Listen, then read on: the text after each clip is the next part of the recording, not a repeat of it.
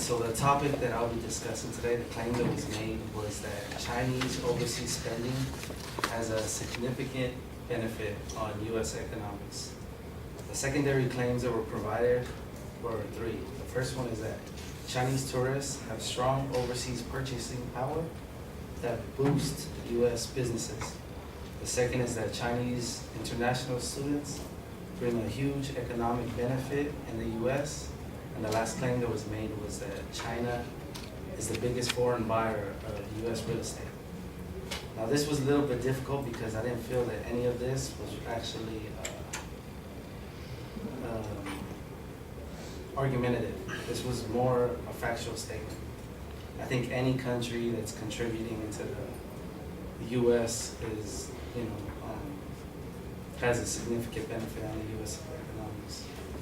So I'm going to go down and list the evidence that he listed, list other evidence that he could have listed, and then perhaps statements and claims that would make it more argumentative.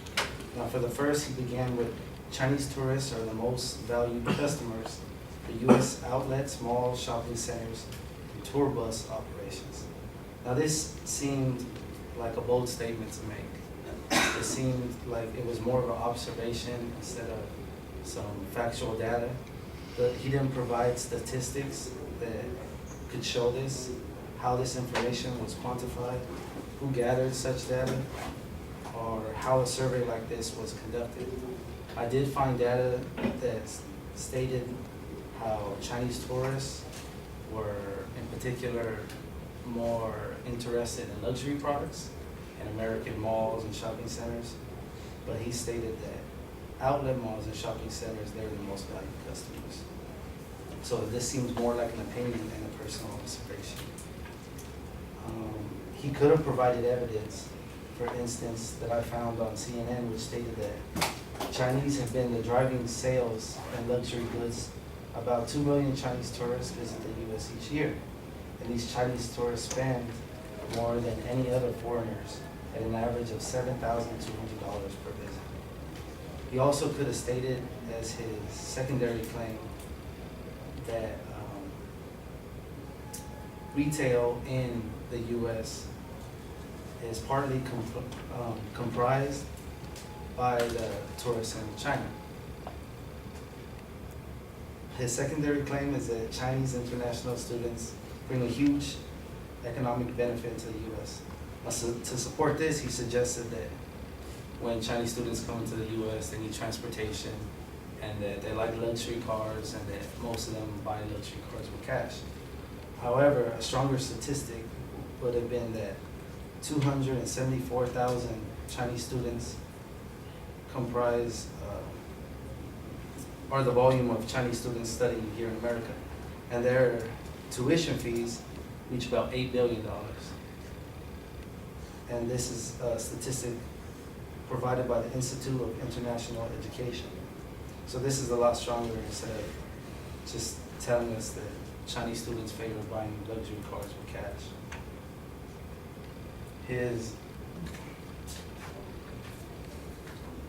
He also stated that Chinese students help bring more business to America and the U.S., but he didn't make this connection on how Chinese students do this. He just suggested it.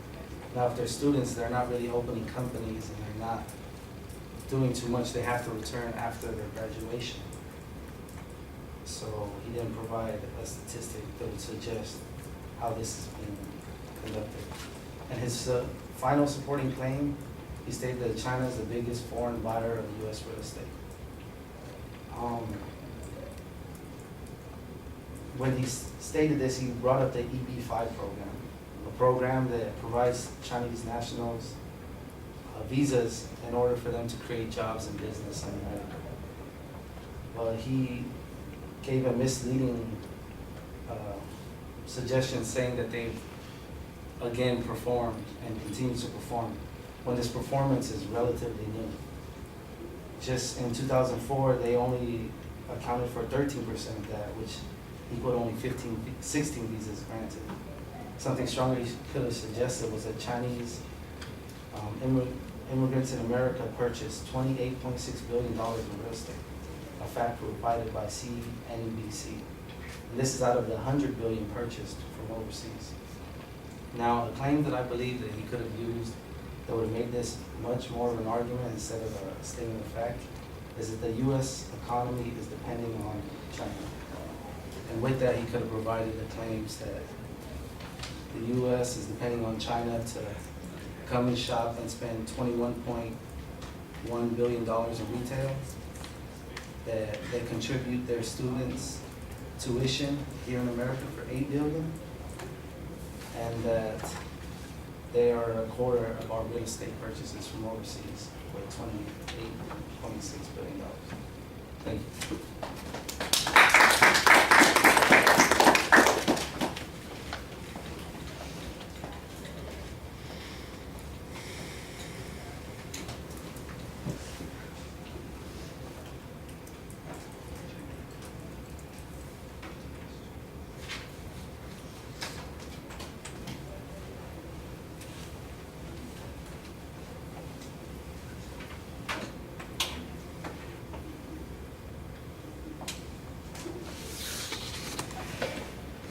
All right, Adrian, I appreciate the dilemma that you find yourself in because there's a lot of descriptive material in there and there's not necessarily a lot of inferences.